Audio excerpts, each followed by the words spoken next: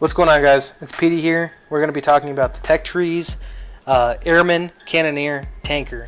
Which one you should choose when you first start, which one is the most beneficial, and why. We're going to be going into that right now, starting off with Airman.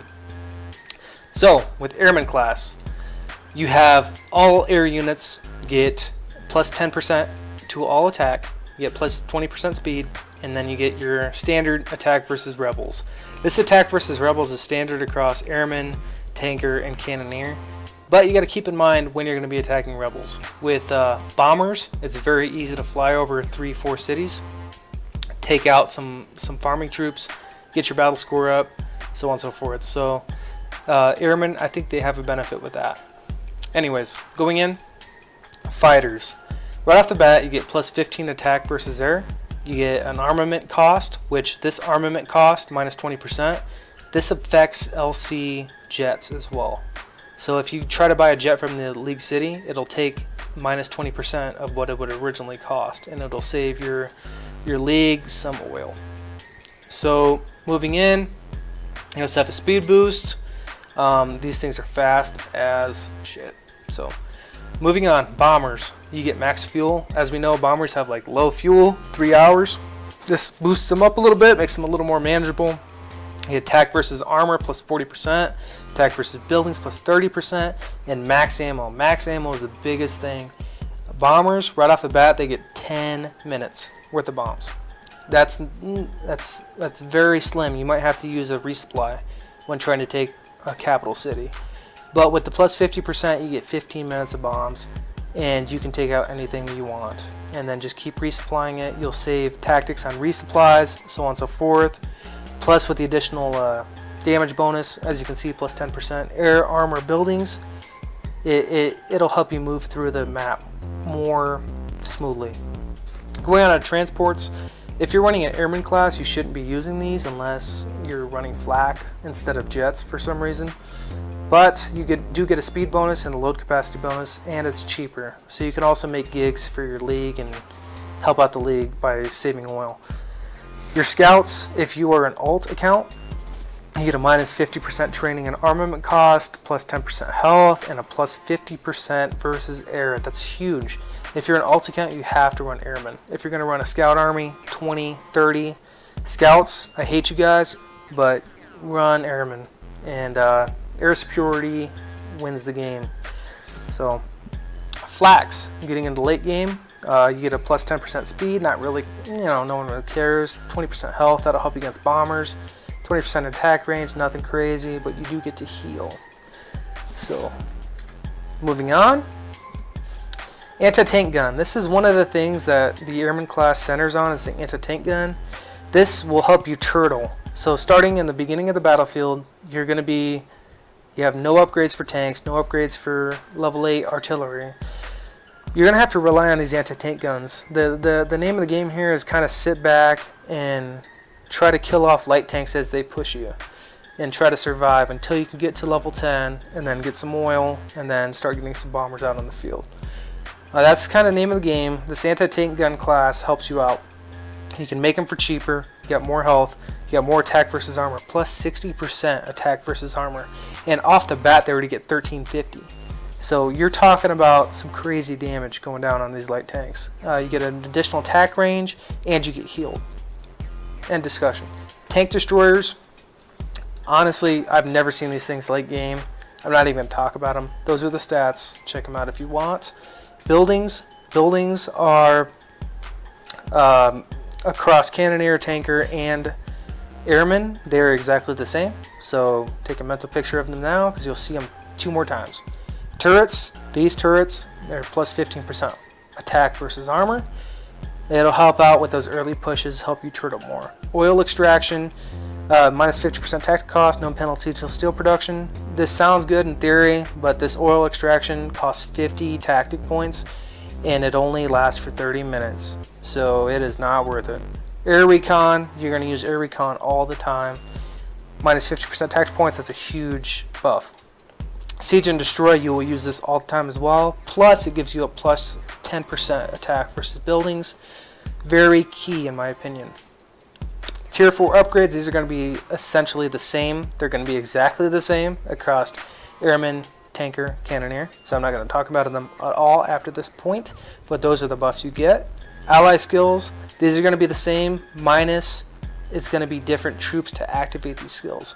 In this case, I am Become Death. Within a 100-point radius of your tank destroyer, all of your allies will get plus 10% to all attack and plus 15% for versus armor. Only for your allies, not for you.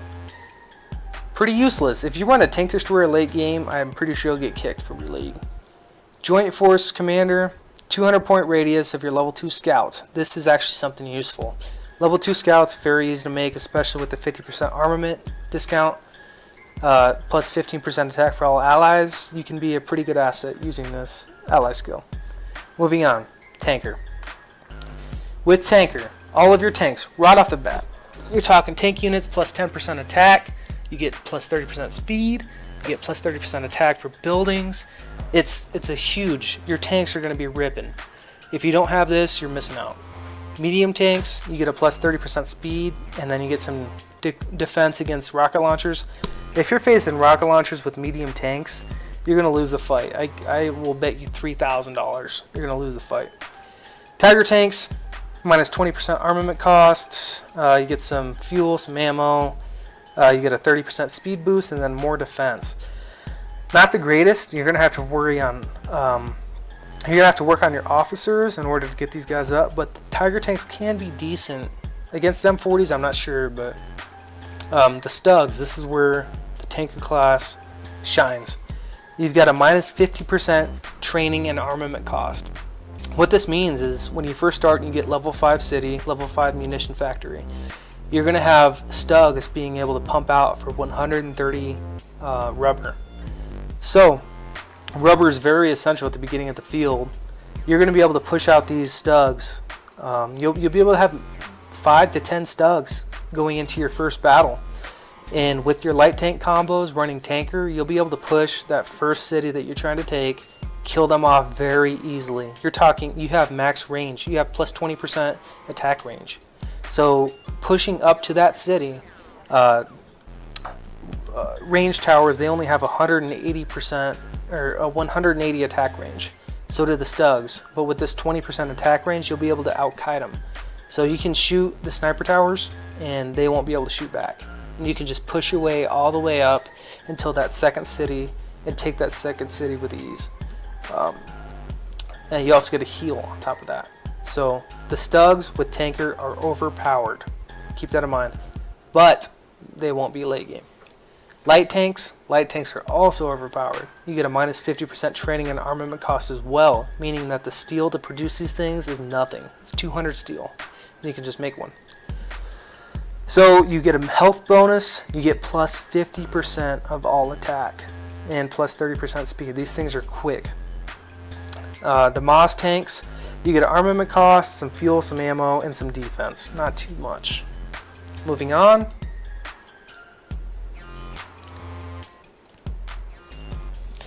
Your buildings.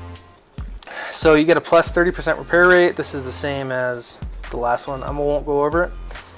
With the Tanker class, you also get some infantry bonuses, which are kind of helpful.